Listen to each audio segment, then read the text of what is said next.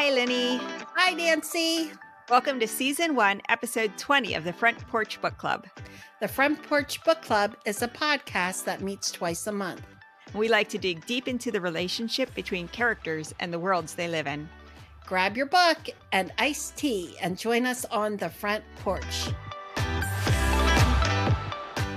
Lenny, today we interview Chrissi Hart about her children's book, Tea with the Queen. Oh my goodness, such a cute little book. I think what our listeners are going to be really interested in is how she came up with this book and how she developed her idea into this beautiful little children's story. It's quite a little story she tells. It is. Dr. Chrissi Hart is an author, award-winning podcaster, and retired child psychologist. She was born in Cyprus. Dr. Hart grew up in England from the age of 3 and has lived in York, Pennsylvania for 21 years. She worked in Great Britain's National Health Service for many years, and along with her late husband, Barry, had a private practice in England as well as in York, Pennsylvania. Chrissi loves to write stories for children from her cultural heritage that are inspiring and spiritually satisfying. She has 6 published children's books. She also hosted Ancient Faith Radio's popular weekly children's program, Readings from Under the Grapevine, for 14 years. And she developed her first children's book with that same name. Oh my goodness, this is such a fun interview. So let's get to it, Nance. Great, let's go. Welcome to our Front Porch, Chrissi. Thank you. Thank you very much for inviting me. We love having you, and we loved your book. Thank you. First of all, what gave you the idea of writing a book about a mouse family's trip to see the Queen? Well, let me tell you. This story actually grew out of a storytelling workshop that I went to by my then mentor, Judy Wolfman, who is a retired teacher and is author of many, many children's books herself and other books as well. So she put a whole bunch of pictures on the table and we all had to just pick one randomly. I picked a picture of 3 mice on a goose traveling. What? Up in the sky, and it just intrigued me so much. So we had to pick a picture and then just make up a story about it. It was a beautiful drawing, and they did have like tweedy clothes on, and it looked to me like an old mice couple. Looked just like grandparents to me, and a little kid mouse. Being British as well as American, I missed England, and so I thought I would just make up a story that was very British. Really inserting into this story all kinds of things that I missed, about England. So I had the idea of having them travel on this goose, which was kind of a taxi, to England to meet the Queen, which of course turns out to be the Mouse Queen. Right. So I imagined that underneath the floorboards in Buckingham Palace, there was this little world of mice with the Mouse Queen living underneath that. So you don't discover that till the end of the story, of course. Yeah. Mm-hmm. So in the story, I've got them dressed up really warm because it must be really cold up there in the sky. And I thought about British names, that I could name them. So I thought that Harriet and Arthur were very British sounding names. Oh, I think so. And Charlie as well. Yes. After Prince Charles. Oh, yeah. Yes. So really it was just very fanciful kind of creative idea, not based on any fact or anything like that. I just really had fun with it, writing it in the class. And I've always had this fantasy of having tea with the Queen, something that I would love to do. I actually have a friend who really did have tea with the Queen, not just by herself. If you do charitable work in England, you're likely to get invited to a big tea party, on the grounds.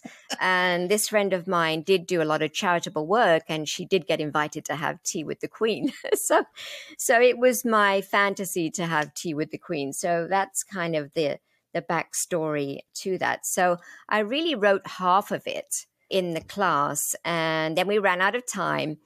And the other people in my group loved the story so much because we all had to go around and read our story. Right. And they said, you should get this published. So it sat around for a while in my drawer. And then one day I just took it out and I just decided to finish it. It didn't really take that long. Sent it to my mentor and she critiqued it, came back and I tweaked it a little bit. And then sent it off to my publisher, Excess Publishing, who had already published another book of mine, actually. And it got published. So I loved some of the imagery, in there. There are aspects of Britain that I really miss, like the red phone booth. Yes. Very famous, the red postal box, those kind of things. Big Ben. And Big Ben, of course, Yeah. Most people have heard of Big Ben, right? Yes. Right. And of course, the Queen's corgis are famous Yes. as well. Yes. When it came to finding an illustrator, Stephen McKinnon, who illustrated it, did a fantastic job, I thought. I was really happy, with the finished piece. It was kind of what I imagined it to look like. And actually, before it got to publication, our whole family went to England. I did some research. I called it research.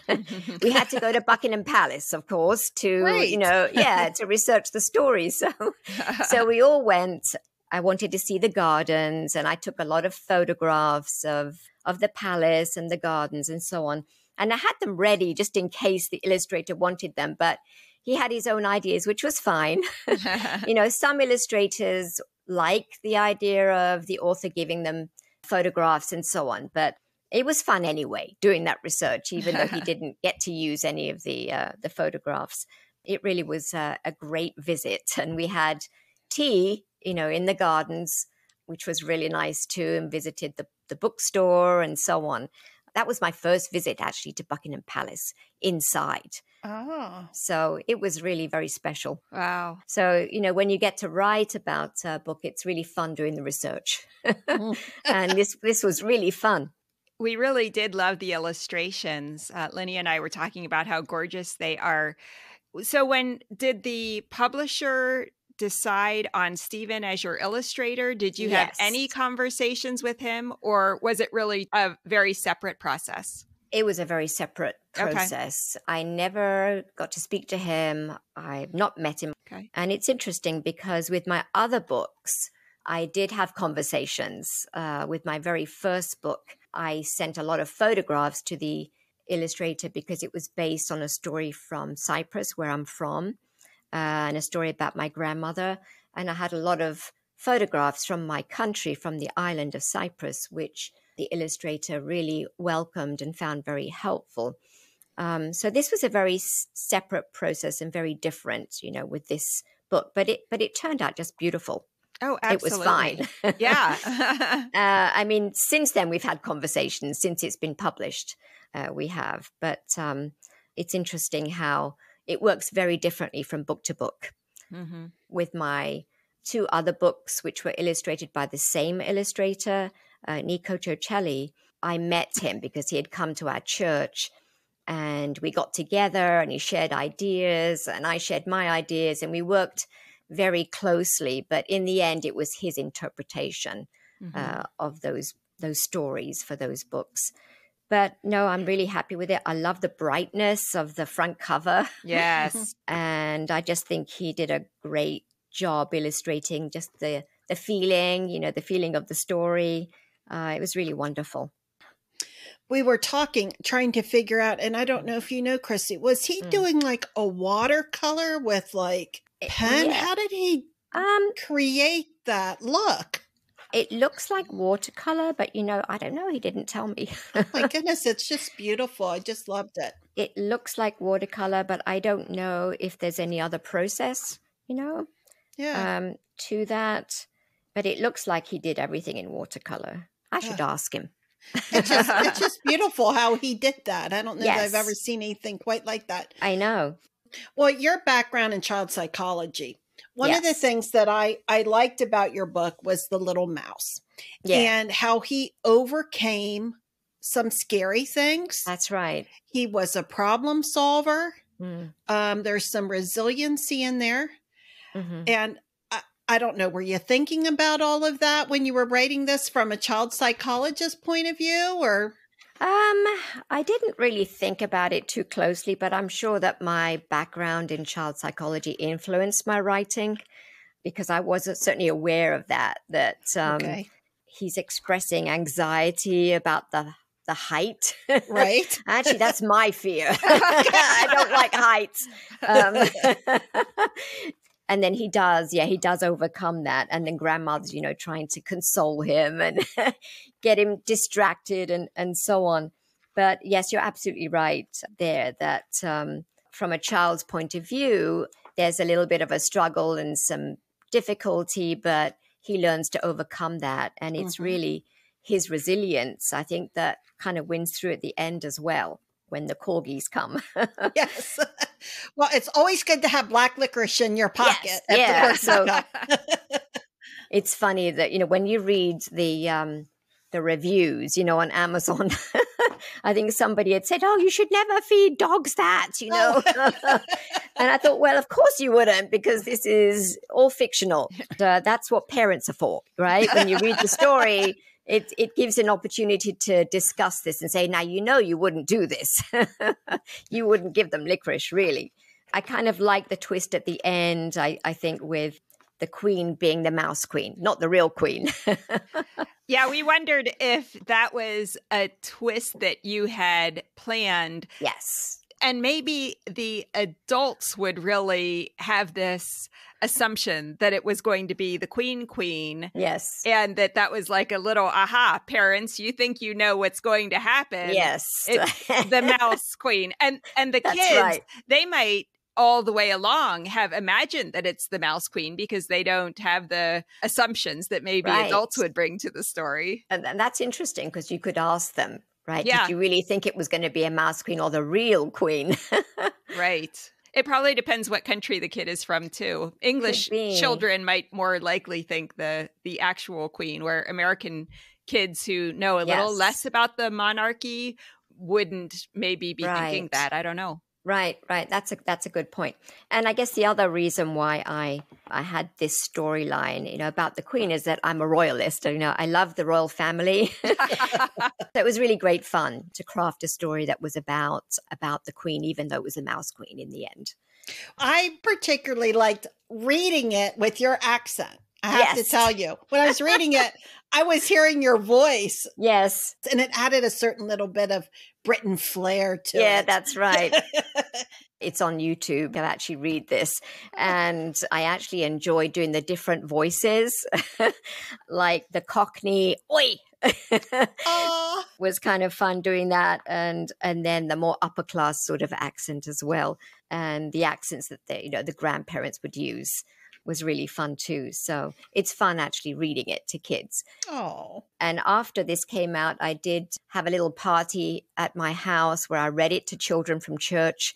And that was really fun. Right. Oh. Did you serve tea to the children?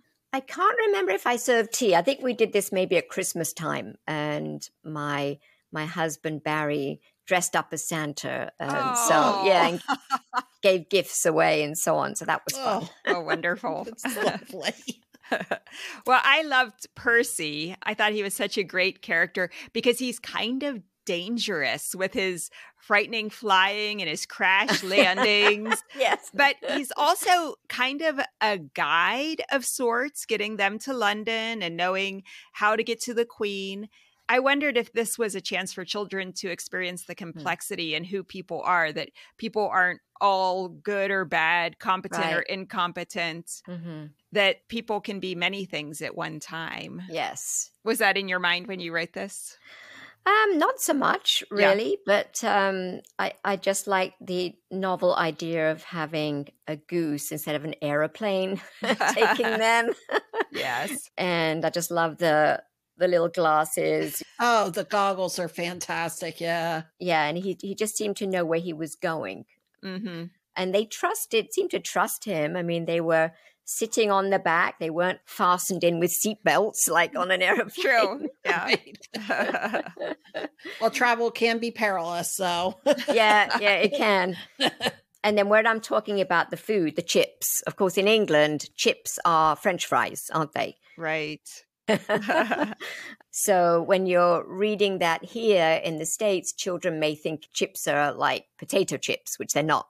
I did love all of the sites from London, and I wondered if for some kids this would be their first introduction to London and some of those iconic symbols of London. Right. And get them interested in traveling, maybe. Yeah, that would be very nice.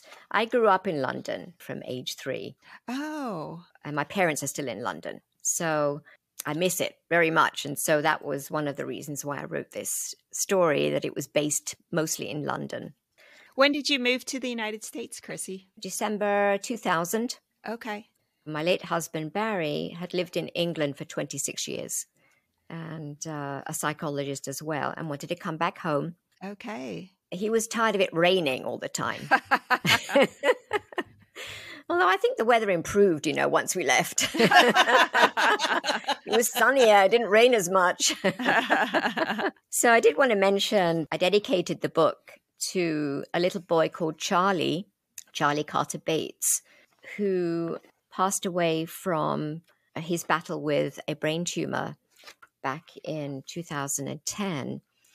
I wanted the book to also mean something for me and to have a purpose. And I had gotten to know his godfather because of my first book, Under the Grapevine. His godfather had come across my first book through his own father, who was a Greek Orthodox priest. Wow. And his father had come across this book in Cyprus, actually. And Charlie does have Greek Cypriot heritage, and his godfather is Greek Cypriot. And so that was our connection. And his godfather had asked people to pray for Charlie on social media. This was years ago now. And he had asked me in particular, he'd contacted me and asked me to pray for him because of my first book about Saint Candaeus, who is very special in our family. And so when Charlie lost his battle, it really, really got to me, actually, because I felt in some way that I had failed him, that my prayers, didn't work. And so I really wanted to do something via my book by having this dedication. And it so happens that his parents founded a charity the same year that my book was released in 2014. And it's called Charlie Charges On, because of Charlie's love for rhinoceroses. Oh. That's why they called it Charlie Charges On.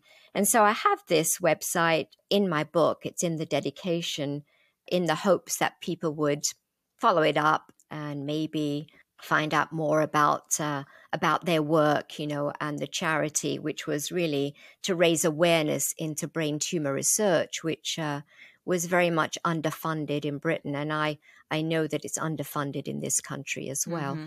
So for me, it wasn't just a book about mice. It had some meaning and purpose, for me in helping in a small way. I'm so glad that you told us about Charlie. Yeah. Yeah, and we'll add that link on our website on the episode page too, so people can find it there. Oh, that would be great. Yeah. That would be great. It's a beautiful story. That's wonderful. Chrissi, I know you have been writing for years, and I have been to probably 2 or so of your parties to put out your book. Yes. What are the other projects that you've been working on lately? I have to say that, when Barry became ill back in 2019, I haven't been writing since then.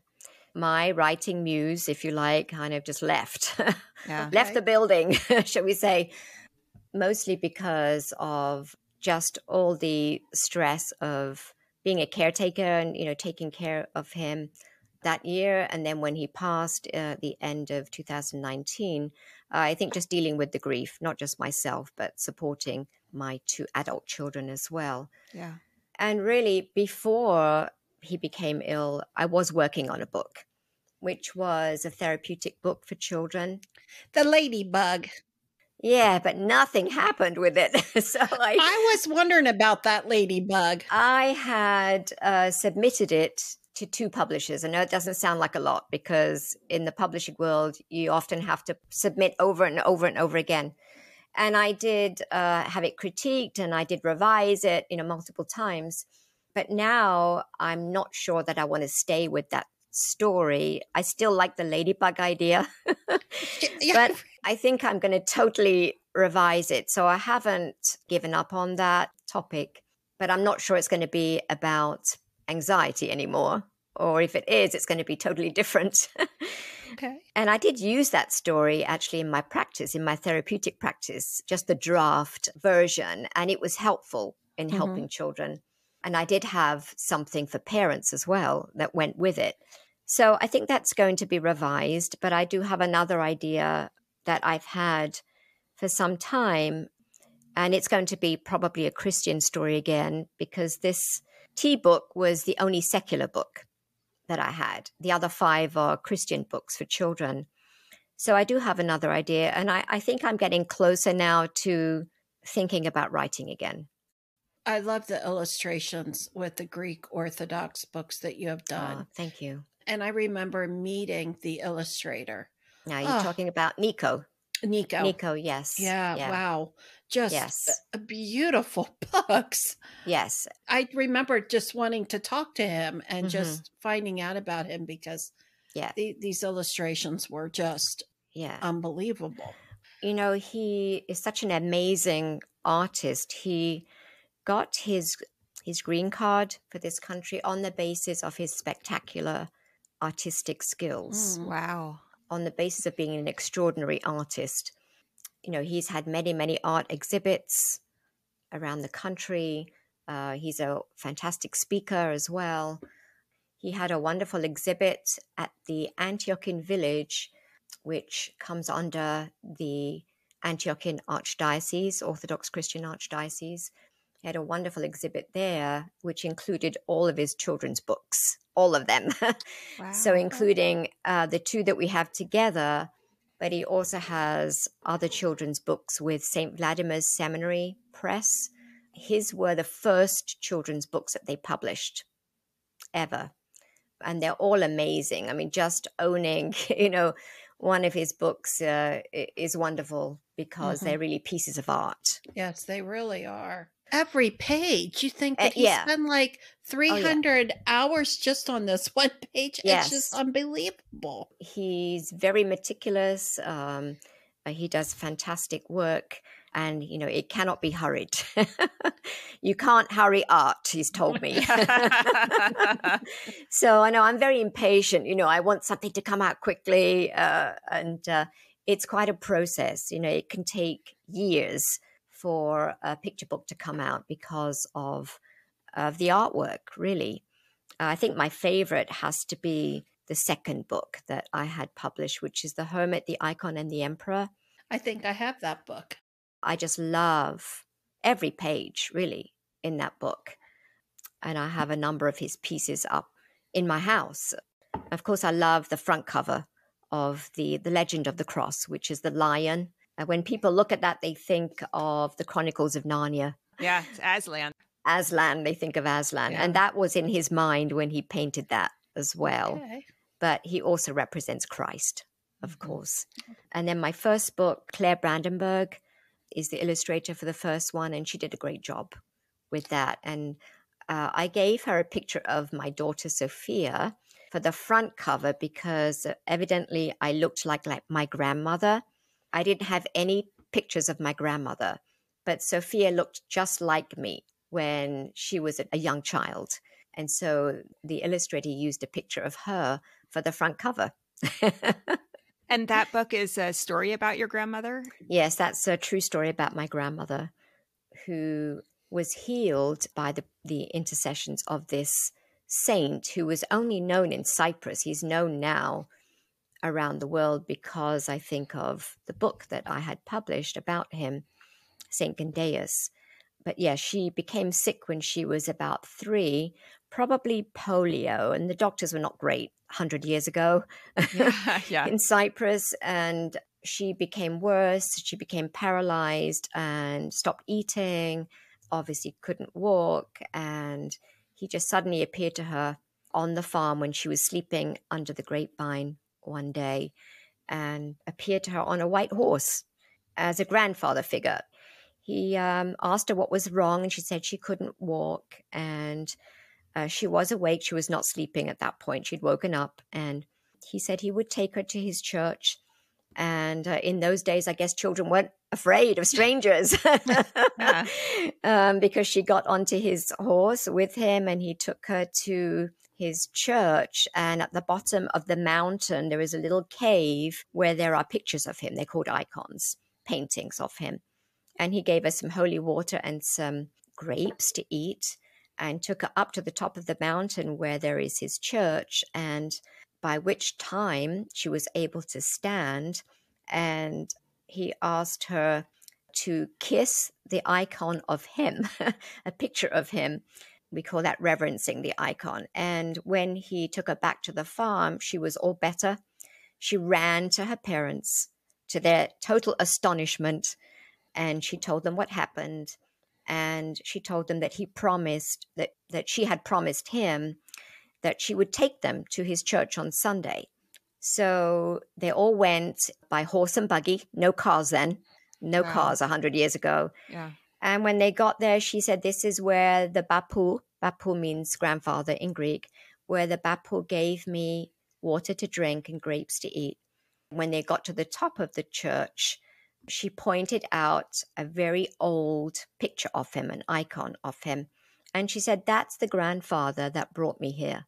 Oh, wow. And the mother fell to her knees because she knew who that was. This was a saint who had lived there on the island 1,000 years ago. And she had been praying to him fervently for a long time. Wow. Because in that area, there are many miracles. In my village of Akna and the village of Afgoru, where his church is situated, many miracles happen regularly.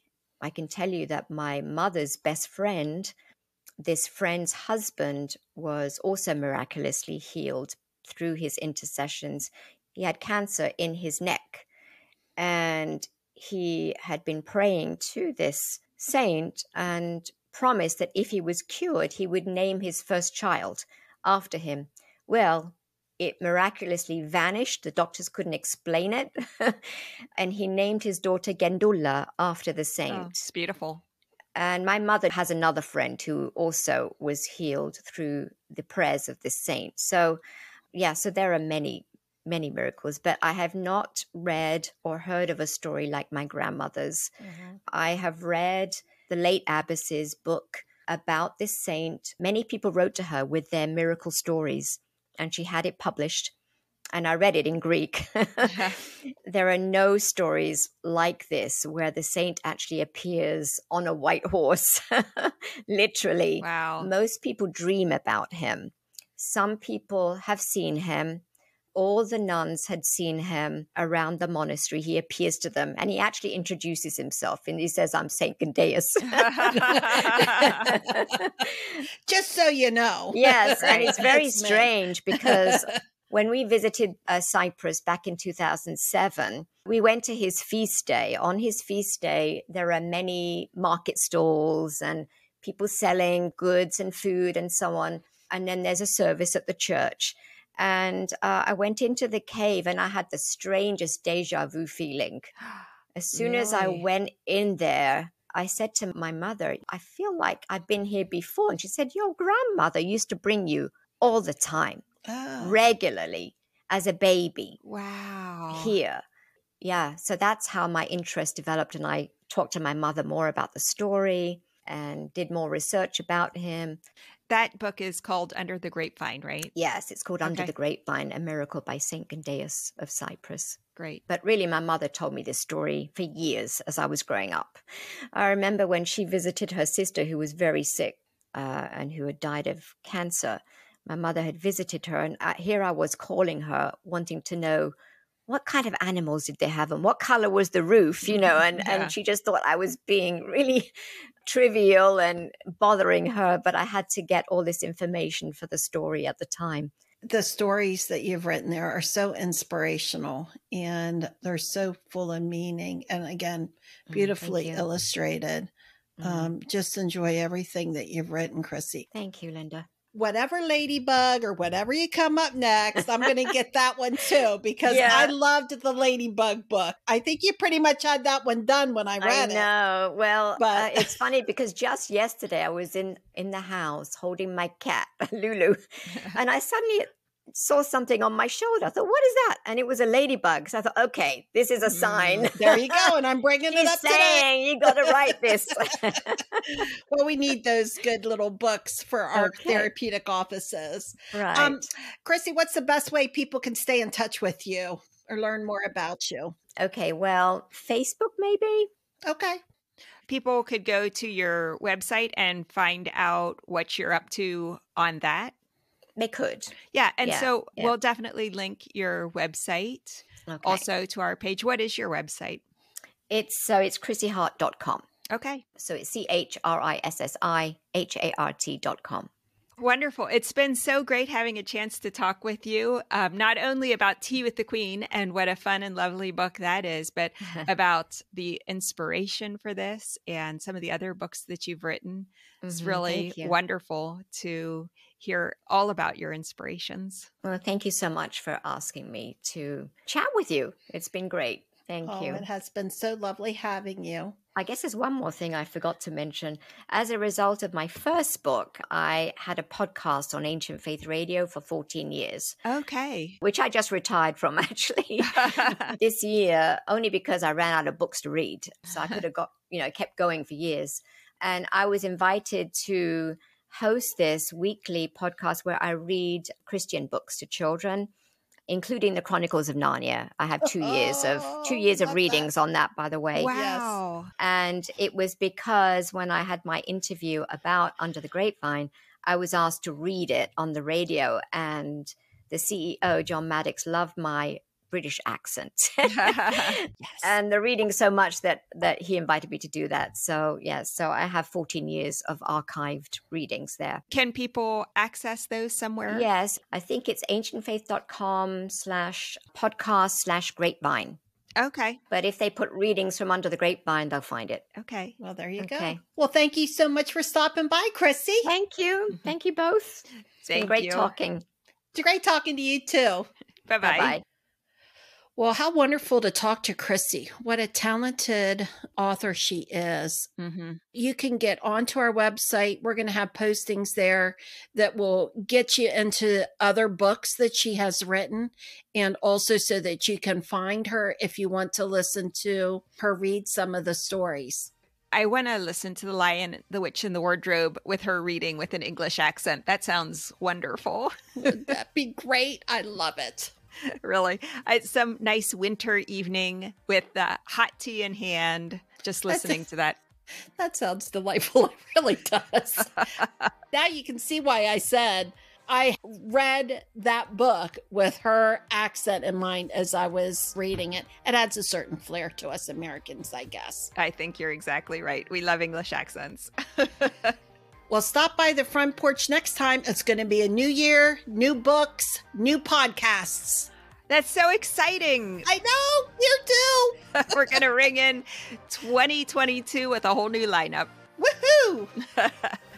Well, our listeners can get in touch with us by going to our website at frontporchbookclub.com. Be sure to check it out. And yeah, Linda will put all kinds of links from Chrissi's episode page so that people can easily find all the things that we talked about today. Our episodes come out twice a month on the first and third Wednesdays of every month. If you like the show, please be sure to leave a review on Apple Podcasts. Well, this was fun, Lenny. Always, Nance. I'll see you next time. Okay, bye-bye. Bye-bye.